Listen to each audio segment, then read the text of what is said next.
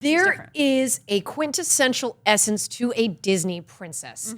And it is a person who believes in magic. Ooh, that dreams really do come true. I'm telling you, and maybe you can speak to this, and maybe you could speak to this with being a Disney adult and embodying Tiana in some of your music and stuff like that. I just remember that's what got me through doing Belle. On the hardest nights, what made me like get through it, even if my voice was like stripped bare and I just couldn't get through it, right? And I was super tired, or I was just in my head and really sad or something. I looked at those little girls in the audience. Yes, sorry, I don't know why I laughed at that part. You laughed at my pain. See, this is what people don't know. Is like, I'm actually okay with like laughing at all this shit. Of course. It's hilarious. It was those little girls. In the audience after the show. Yeah, you come out the stage door. The magic of like the moment, the score. That's what Disney does. It brings everybody together. It really makes you believe in dreaming. Into the believability of the magic. Yes. I'm big on that. Yes.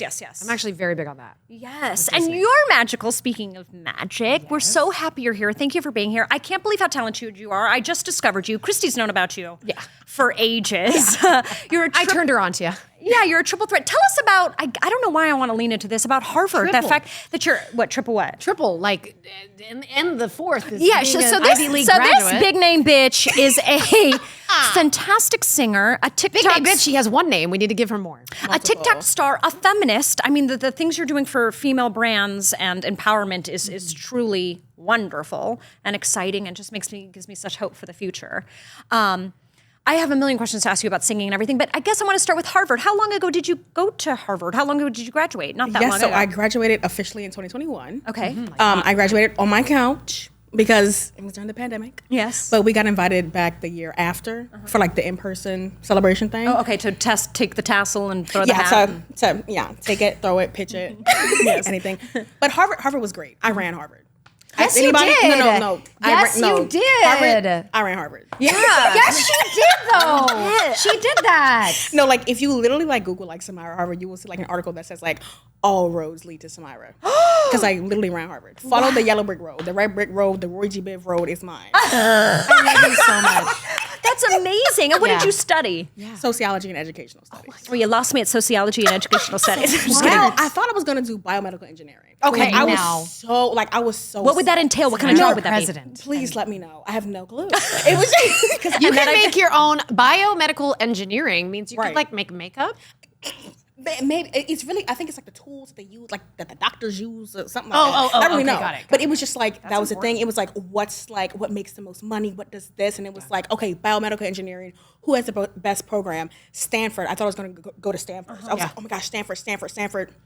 Didn't even get in.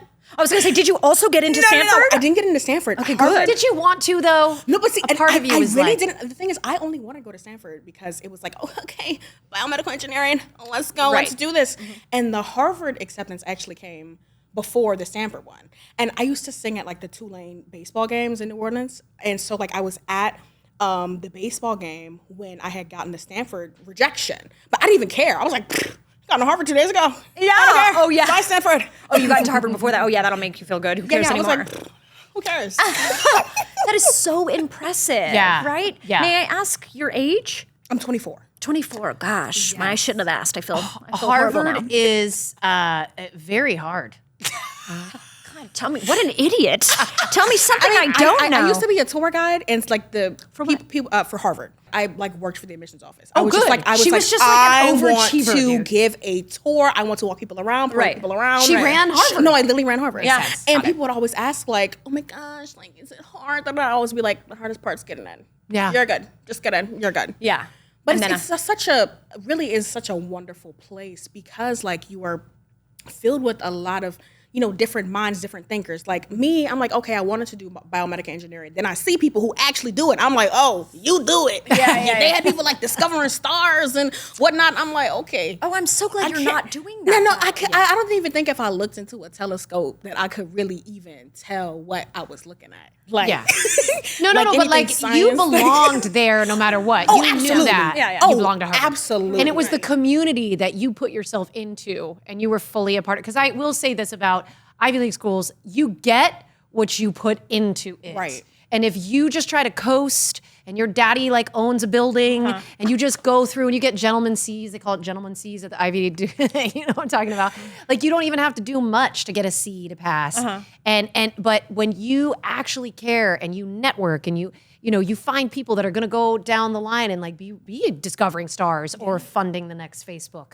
It's happening. It's What there. do those student loans look like? Oh God. I'm glad Joey B paused them. But I owe him and I owe Harvard. But we working on it. Of course. Stacking them up, but it's fine. And she's crushing it, so that's helpful because Of course. that shit just does. Everybody has them. I've had them up until like a couple years ago. So education is really important to you. Was it important to your parents? Very important to me. Yes. I have a lot of educators in my family. My dad is a teacher. My grandmother was a teacher. wow. My aunt is a teacher. Wow. And also, Thank you for New your Orleans. service. Literally, thank you for your service. Yes. Shout out to all the teachers for real. For real. They deserve better pay. Pay, Please yes. pay the And- teachers. oh they my don't get gosh. paid enough And to put up better with they put up protect with. kids. I know. Yes. I know. And I just think that with education, specifically in New Orleans, a part of the reason why I became so passionate about it is because, like, after Hurricane Katrina, we had one of the biggest, like, experiments with public education that we had, like, all charter schools come in. And then you had teachers coming in who weren't from the community, who didn't know about the community. And you have children literally coming from a very traumatic situation where they're losing homes, losing family members, losing everybody. Right. I was in Texas for a year. I thankfully didn't lose my home. My grandparents lost their entire home. But just seeing how in all of the disruption, specifically when I was looking through the lens of education, I was very privileged in my education in New Orleans and outside of that. And I believe that I do owe it to my city and my people to make sure that, in the system that we have built within education, that it is dismantled and then remantled to help people. And it's just I could keep going on. Samira for president. 100%. No, I Would see you it. ever get into politics? I would. I mean, you're could. already in it. She's already in it on TikTok. I mean, I'm very you have political. Yes. You have the and, like, popular vote. Yeah, and there was some person that I won't say her name. Somebody tried to say something about me in a little video. She tried to say, and I gathered her quickly. Let's serenade this hater right now. I serenaded her in the same outfit she wore and the same hairstyle she wore. Because if you want to be funny, I can be hilarious. They don't mess around in New Orleans. Oh my God. They will handle you. They will handle you real quick.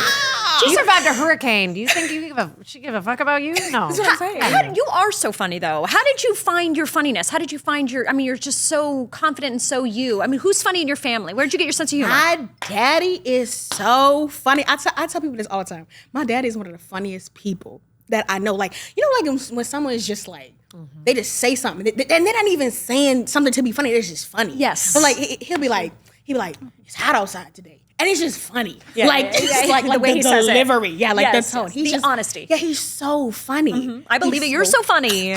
I believe it. Yeah, you're welcome. You're welcome. Joyful. I want joy. That's the theme of the show today is joy. Joy. So much joy. Yeah, you really, really do. Yeah. And you love makeup. You're so good at your makeup. Well, right? I got some help today. Shout out Alani on the makeup. The makeup is so It looks good. great. Yeah, shout out. I love that. Beautiful. Yeah. But I feel like, I don't know, when in like, talks of like confidence and beauty, like it almost seems like, especially in like the content creator influencer world, that this almost seems like people try to like gatekeep beauty or try to make it seem like only certain people can be a part of it. And which is why, like, I speak up about like fat phobia so much and other issues, because if people try to act like I can't walk around like a bad bitch. Yes. And let me tell you, I feel like that narrative was getting taken away from everyone when, people were talking about the Kardashians reversing their BBLs or whatever. And I started to notice, I was like, no. We're not going back to the 90s way, like skinny mini. Yeah. Like that fucked us up for years. Like we're not going back to that. Yeah. So Fucked Raven up for years. I mean, Yeah. we were so young and she was so concerned about it. Well, she was constantly being compared to Exactly. everyone else on the channel. And it's like, that's not okay. Exactly. And that's why, like, when people, say hateful things to me or others, and like people are like, oh, you don't need to like respond back to people. I respond back to people to let them know that you're not gonna talk about me like that. You're not gonna talk about anybody like that. And anybody that gets talked about, you can talk back about somebody else. Wow. That like you're not gonna get talked about. Yeah. And like it's not okay to be fat phobic, to talk about people's bodies. And like, people talk about body positivity. I would love to move toward body neutrality. We're just like, let's just stop.